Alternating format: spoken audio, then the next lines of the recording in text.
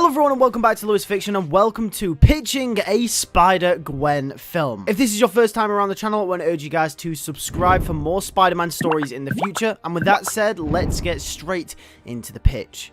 We kick off our film with Gwen in college. In this universe, she has a little bit of a chip on her shoulder and isn't the usual regular Gwen Stacy that we are used to. She's more of an adaptation of the Ultimate Comics Gwen Stacy more than anything, personality-wise. Either way, it is revealed pretty early on that Captain George Stacy of the NYPD and Gwen's father has passed away after fighting on the front lines, and Gwen resents him for this. The way he died and who he died to is unaware and kept from the audience. However, this is not what matters. What matters is that we understand that Gwen is hurting despite her resentment. Gwen feels like it was selfish of her father to put himself at risk when he did, because he was the only thing she had left to turn to. Gwen doesn't have a mother anymore, and she largely has been alone most of her life. Losing her father was the biggest blow she's ever faced, and she's angry about that, but hides it. Gwen tries to block it out. And it's very obvious that she still hides some emotions from her father's passing. During the start of the film, we also get an epilogue from Gwen walking us through the last few months and how she's gone from one hobby to another. We learn a lot about her character in this portion of the film, as she can't decide what she wants to be. This will inform her larger character arc in this movie, which will be about where she fits in this world. She'll feel like an outcast, and her father's death has pushed her further down this path. Jumping from one hobby to another will be a representation of her indecisiveness. However, when we catch up with Gwen in modern day, her latest hobby will be music, and she will just join a band called the Mary Janes. We will get a few scenes dedicated to Gwen and the MJs, learning more about the various different characters. MJ, especially in this universe, is very different to how we know her from the original comics and current adaptations. She'll be cool, almost an older sister type person to Gwen, who still has hints of a dark past, but her external personality will be very different. After this, we follow Gwen through college, and we find out that she's a bit of a rebel. She parties, she's late for class, she's not responsible to the point where she's overspent countless times on life pleasures with her savings which were meant to pay for her college apartment, and she's rude to people that she doesn't know, and generally just isn't a nice person overall. But having that understanding of her pain this early on allows us as an audience to internally resonate with Gwen as a character. Knowing about Gwen's past and knowing about her father's death allows us as an audience to resonate with Gwen, knowing what she's been through, knowing why she might be acting this way. This is when the first act of the film comes full circle, and we are introduced to Gwen's best friend throughout high school and now into college, Peter Parker. Peter and Gwen couldn't be more different as people. Peter is a nerdy science geek studying biology and looks like the type of person that Gwen would make fun of. However, they are best friends. The reason is later to be revealed that Peter and Gwen relate on a level that no one else can relate with Gwen on. Peter lost his uncle and Gwen lost her father, around the same time in fact. Therefore, they would be there for each other as they understood each other. In fact, Peter was the only one who understood Gwen, and Gwen was the only person in the entire world who understood what Peter was going through. They are both outcasts and have been for a very long time, but they are outcasts together, and this connection will be shown here. And that brings us directly into our inciting incident, which is during a scene where Gwen is trying to find a classroom on her college campus, as she runs into a science classroom instead. In the science classroom, she bumps into Peter, who drops a container and it smashes all over the floor. She is then confronted by the teacher, Dr. Connors, who tells her to leave. Gwen leaves to find her actual classroom as she runs in late. However, something unaware to Gwen crawls up her arm and it bites her. It was a spider. Gwen goes to be sick in the toilet and then goes back to her dorm to rest. When she gets up in the morning, she believes it all to have been a dream. During the same morning, while she's getting ready for the day, she encounters letters about overdue payments for her college apartment. However, she's been putting off payments for a while now and throws the letter aside, deciding not to accept the responsibility. She gets ready for the day when she starts noticing she's a lot stronger, faster, and looks kind of like a prime athlete. She's in the best shape of her life. How? We then cut to a few scenes where Gwen tests out her new powers as she discovers all different abilities that she has, and then she realizes what happened wasn't a dream and she was bit by a radioactive spider. A few scenes after this, she debates whether to tell Peter, as she's confident that whatever came from that container she smashed must have bitten her. Should she tell Peter? She contemplates for a while, but she decides not to. She needs to keep this to herself. She doesn't want Peter to think that she's more of a freak than she actually is. Gwen ends up testing her powers and gets that distracted that she misses a rehearsal with the MJs, representing her irresponsibility and showing that it is growing more and more every day. She eventually turns up late as MJ lectures her, saying that she likes Gwen, but she has to turn up on time. She can't carry on being late or else there will be consequences. Gwen apologizes as they carry on with rehearsals. Gwen returns home that night and looks towards the overdue rent letter as it says that she has a week to pay or else she'll be removed from her apartment. This is when reality hits her pretty hard. She needs money and she needs it fast. And that's when she realizes that her new powers could actually come in really handy here. We get a portion of the film now dedicated to Gwen using her powers for greed and gain. And as so no one recognizes her, she will create a secret identity, calling herself the Spider. She creates a costume in her dorm room with some experience that she had being in a sewing club a few years back, which was another one of her many hobbies. She creates an uneasy costume that still resonates similarities to the original costume for Spider-Gwen, but isn't the final version. She will use her powers this next week for greed, as she almost becomes a local celebrity, making TV appearances and getting paid fees for doing so. Everyone is fascinated and infatuated with Gwen and her new powers. Likewise, Gwen then becomes infatuated with the fame and the attention to the point where people even start asking questions.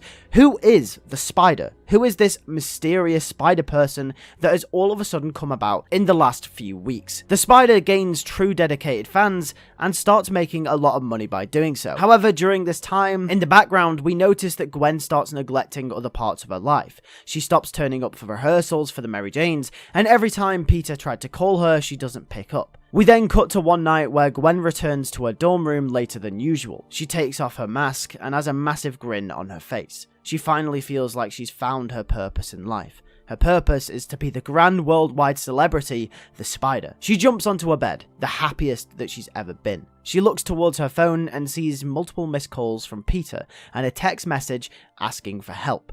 Gwen is confused. Something isn't right. And that's when a ringing sensation is triggered in her head. It's loud, ferocious, and it kind of hurts.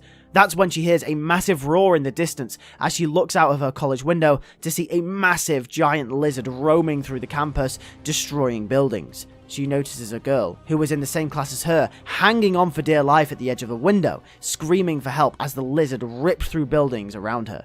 Gwen's eyes widen. She can't let her die. Gwen panics and grabs her mask from the desk and places it over her head, jumping from the window, swooping in and saving the girl just in the nick of time. She's glad that she's safe, but Gwen will think to herself that would have been a lot easier if she had webs like an actual spider. That's when she comes face to face with the lizard as it starts approaching her. Gwen tries to fight the lizard to protect a few other people. However, she's never had training in any sort of combat, and the lizard absolutely wipes the floor with her, and that's when the lizard escapes into the night, leaving Gwen battle damaged at the college campus. Gwen, in the aftermath, looks around and sees the destruction. It's a somber moment, and Gwen is reflecting on what has just happened, taking everything in. We then cut to the next day where she is awoken to more messages from MJ, who is furious with her for missing another rehearsal. Gwen jumps out of bed and runs into rehearsals as the band stop and stand there without saying a word, creating a nasty atmosphere. MJ says that they've made a difficult decision, but one that's best for the band and the group as a whole, and Gwen is now being relieved of the duty as the drummer for the MJs. Gwen's face drops as she asks why she's being kicked out and pleads for MJ to let her stay. However, MJ is firm and tells her no. She's tardy, always late, doesn't care about anything or anyone, and is just a horrible person. MJ tells her to go home and rethink her life because she doesn't have it together. Gwen needs to sort herself out. Gwen can do nothing but walk off with her head low. She returns back to her dorm as she realizes what a horrible person she's been. She's hurt some of the only friends that she's got. She then looks towards a picture of her father, which angers her more, as she throws it against the wall, which cracks the frame ever so slightly. She then looks towards her phone and rereads Peter's message. She hasn't just hurt the MJs, she's hurt Peter. She tries to call him, to no answer. She then calls him again, but once again, no answer. She starts to get a bit worried about him, as she starts to wonder what could have happened to Peter. Gwen decides to now make it her mission to find him, and to find what's going on with him. Her only friend, the only person that she has left. After crossing the midpoint of the film, Gwen's goal changes to try and find Peter. However, as she'll come to realize, Peter is nowhere to be seen. After doing some digging, she finds out that Peter and Dr. Connors, the teacher that she ran into just before she got bitten by the spider, had been experimenting on fusing different animal DNA with humans, which is how she gained her powers. However, after this revelation, Gwen fears the worst. What if that lizard creature that she fought at the campus is Peter? After looking into the situation a bit more, she comes across a video journal from Peter documenting his mental state. It was a plea for help. He'll say that he's felt alone, like he's got no one to turn to, no one to help him. Without his uncle, life isn't the same, and he just wants to feel something. That's when he reveals that he stole some lizard serum from Dr. Connors' classroom, some of the formula that they were both experimenting on, and he's taken it. Gwen can do nothing as she watches on as Peter transforms into the lizard in front of her. A tear rolls down her cheek as regret floods her mind.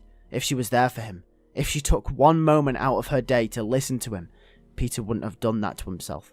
It's all her fault. Gwen has had enough. She's gonna put this right once and for all and bring Peter home. As Gwen finally starts to change as a person, we enter Act 3 of the film. We get a montage. First, we start with Gwen approaching Dr. Connors for a cure for the lizard, in which Connors helps her. Once she gathers the cure to give to Peter, we cut to Gwen making web shooters to aid her in combat like a proper spider, as she makes a brand new costume as well, since her last one was damaged in the first battle with the lizard. Gwen, of course, will make the classic Spider-Gwen costume that we all know and love from the comics and many various different adaptations. As we get the first heroic swing for Gwen during this film, she swings towards trying to track down the lizard once and for all. Her trail for the lizard leads her to the sewers, where she eventually encounters the lizard, and the final battle begins. The entire battle, Gwen is trying to break through to Peter, telling him that he needs to fight it. She knows that he's in there somewhere. It's not an easy battle by no means, and Gwen is clearly outmatched and overpowered. However, the fight comes to a close, as Gwen gets close enough to shove the cure down Peter's throat. The lizard transforms back into Peter as he lay there. Peter collapses to the floor as Gwen runs over to him as she removes her mask. Gwen tears up as she tells Peter she's sorry for everything. She should have answered his calls. She should have just been there for him when he needed her the most. Peter will say it's okay. At least she's here for him now. However, something isn't right. As Gwen tells Peter to get up so they can get out of there, Peter says no. He can't go anywhere. Gwen asks why, and Peter says he's weak. He can't get up. Peter's eyes start to shut as Gwen begs him to stay with her. She begs and she pleads, but unfortunately, it's too much for him as Peter passes away in her arms. She screams out Peter's name, telling him that she saved him. She did it. She won. But it's not enough. We fade out, leaving Gwen Stacy grieving over her best friend's body. We fade back into Peter's funeral. It's a small funeral. We see Aunt May and a few other distant friends and family. Gwen places a bouquet of blue and red flowers down on Peter's grave, telling him she's sorry. We then cut to another epilogue like the beginning of the film, bringing everything full circle, where Gwen says that what happened to Peter was her fault, but she vows to never let that happen again, as she vows to use her powers for good, to help people in need. As we cut to her rescuing a cat from a tree, and watching her stop a petty theft robbery. Gwen goes on to explain in the epilogue that she's made peace with her father's death. Her father put himself on the front lines to help people in need, just like she's doing now. She understands why he did it, to save people like Peter. As she says this, we cut to another short scene of Gwen repairing the damaged frame that she threw earlier in the film. She puts it back up proudly on the shelf. We end her narration with her saying that she's found a purpose in her life. She's found what she's been looking for. And she's got a new name. The public thought the spider was a little too unhumanizing. Who is she? She is, of course, Spider-Woman. Thank you very much for watching my pitch for a Gwen Stacy Spider-Gwen film. If you did enjoy, make sure to like on it and also make sure to subscribe. And for those of you that have listened to my Spider-Gwen audiobook, you may notice a few similarities. If that series actually ended up going ahead with all of the different parts that were meant to come out, this is exactly what it would have been like. But instead, obviously, because it didn't do as well as I thought it probably should have done, I converted it into my usual style of being a fanfiction instead. On the left-hand side of the screen, you can see my pitch for a perfect Spider-Man trilogy, and on the right-hand side of the screen, you can see my pitch for a Spider-Man college trilogy. Thanks for watching. I'll catch you guys in the next one. Take care, and peace.